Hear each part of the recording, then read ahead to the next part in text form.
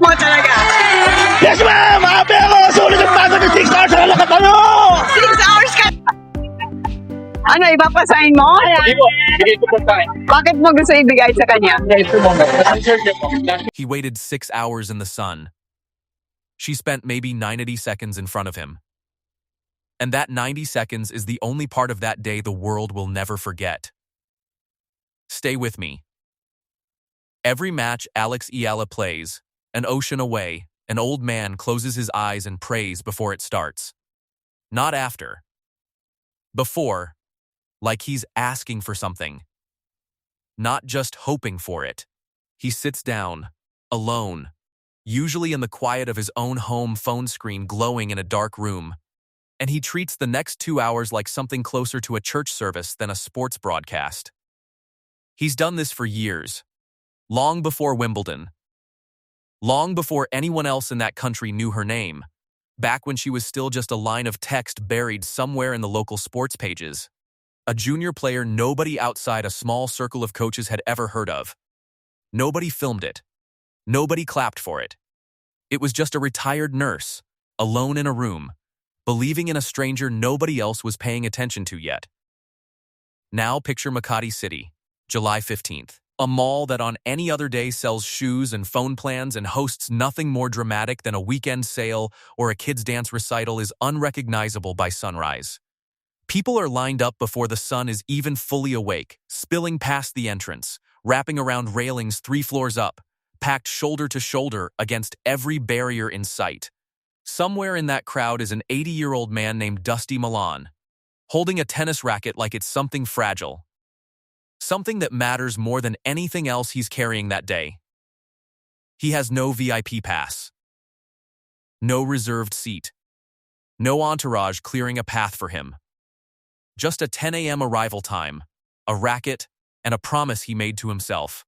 Quietly. A long time ago. By noon, the heat is unbearable.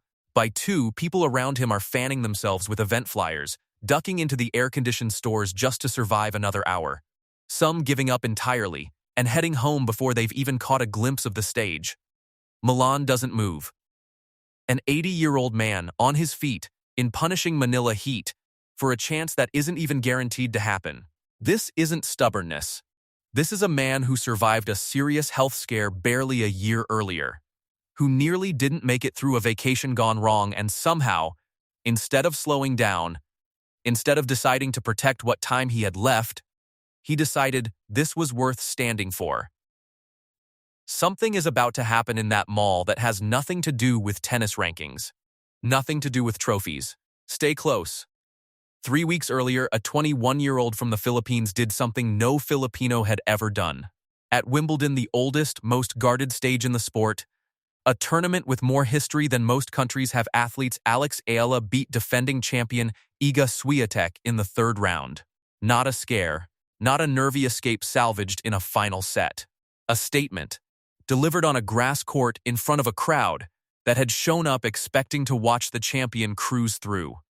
She kept winning after that too, one round bleeding into the next, the pressure compounding with every match, until she became the first Filipino ever to reach the 2nd week of a Grand Slam singles draw.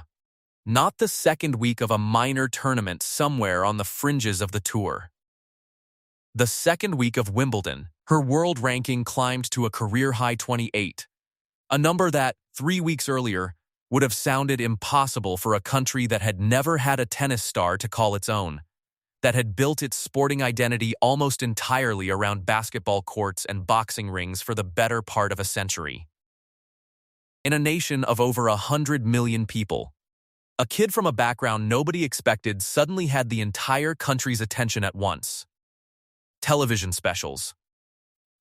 Front pages. Strangers on the street who couldn't have named a single Filipino tennis player a month earlier suddenly knew her serve, her backhand, her routine before every match. President Marcos Jr. personally handed her a presidential citation inside Malacanang Palace, the kind of ceremony usually reserved for people twice her age, with decades of achievement behind them. She stood in front of him and admitted, in front of the cameras, that she doesn't normally get nervous speaking in public, but that day, in that room, she was. She told the room that hearing that recognition made her feel seen, that all the hours of training that never made it onto television were finally being acknowledged. That's the peak. That's the highest point of the story so far, the moment everything that comes after it gets measured against. Then came the fourth round. Jasmine Paolini, the eventual semifinalist, ended the run. It wasn't a collapse. It wasn't nerves getting the better of her on the biggest stage of her life. It was simply a better player on the day, on a surface that rewards experience above almost everything else, in front of a global audience that had only just learned her name 3 matches earlier.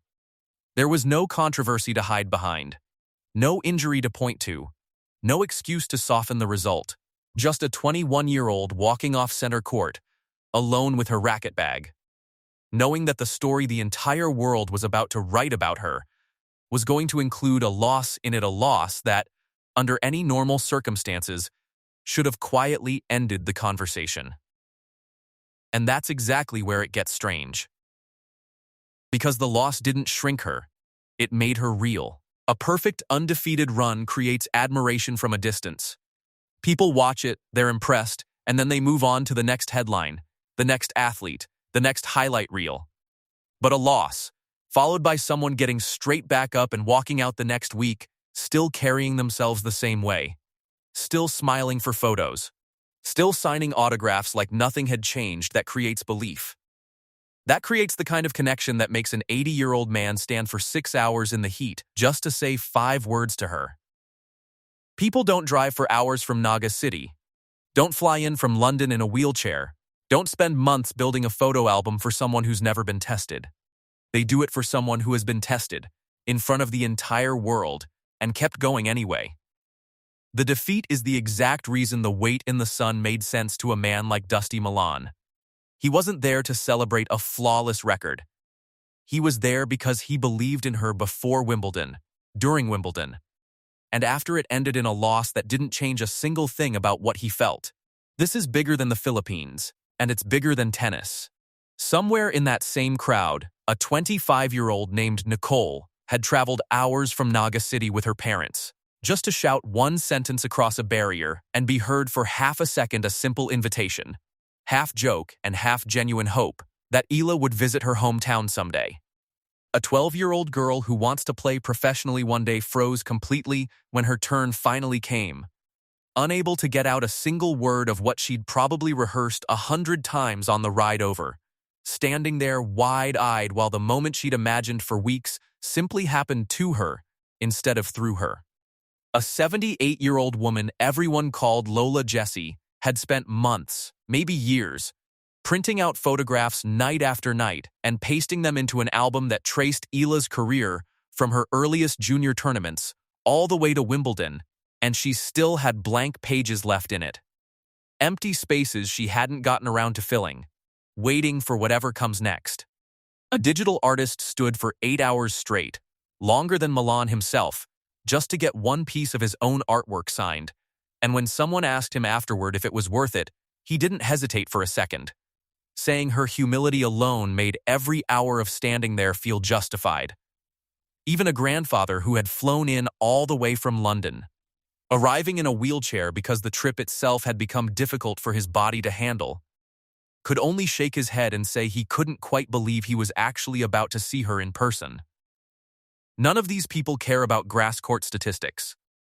They care about watching someone who looks like them, sounds like them, comes from the same streets as them, beat the best in the world on a stage that almost never had room for a name like theirs.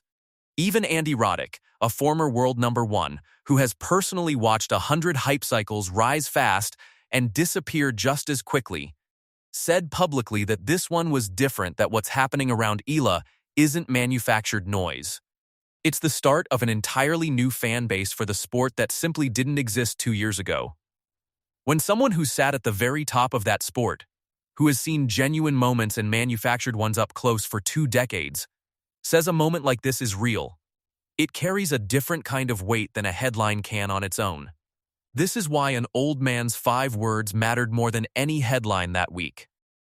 When his turn finally came, after 6 hours on his feet, After the heat and the waiting and the crowd pressing in around him from every side, Milan didn't have a speech ready. No rehearsed lines, no script written on a napkin in his pocket. He just looked at her, face to face for the first time after years of praying for her from a distance, and said it plainly. I hope you will get to the top. 5 words. No performance in it, no attempt to make the moment bigger than it already was. And by every account from people standing near them, Eala was visibly moved by it, not the polite, practiced smile she'd been giving all night for photographs, but something that actually stopped her for a second, that cut through the noise of the games and the music and the screaming crowd around them. She told him she'd keep trying, that she'd give it everything she had. That's it. That's the whole exchange. It will never appear in a record book next to her ranking or her match statistics. But by nearly every account of that night, it was the single most human moment in the entire building, more talked about afterward than the autographs, more shared online than the photos with the games and prizes. She's 21. 28 in the world. That is not a ceiling. That is a floor. The US Open comes next, August 30th through September 13th. Her second Grand Slam since Wimbledon turned her into a national symbol overnight, and this time she walks in carrying a target instead of the element of surprise she had in London.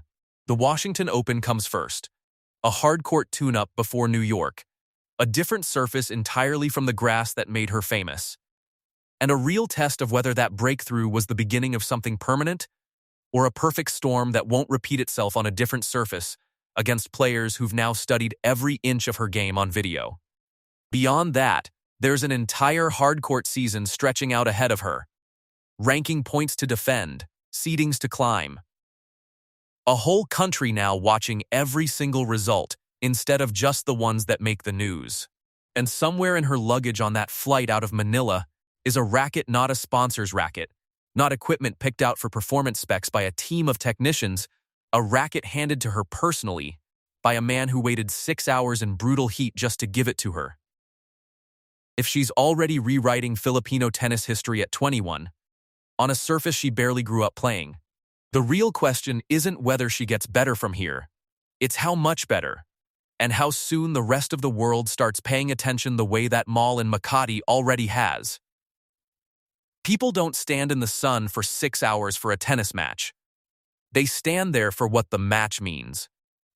For an 80-year-old man who nearly didn't survive a health scare just 1 year earlier, meeting EALA was never really about tennis at all. It was proof that quiet, unglamorous faith, the kind nobody claps for, the kind that happens alone in a room with your eyes closed before a match even starts, the kind that asks for nothing in return still means something in the end.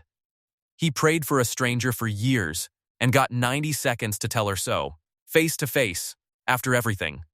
She promised him she'd keep going. And somewhere over the Pacific right now, that exact promise is flying toward Washington in a racket bag, sitting next to a girl who is nowhere near finished yet while back home in Antipolo. An old man is almost certainly getting ready to sit down again, close his eyes, and pray before her next match starts. Exactly like he always did. Exactly like he will, for as long as she keeps playing. If you were paying attention to this story before today, tell me in the comments where you first heard her name. Because in a few years, when everyone knows this name, you'll want a record of when you knew first.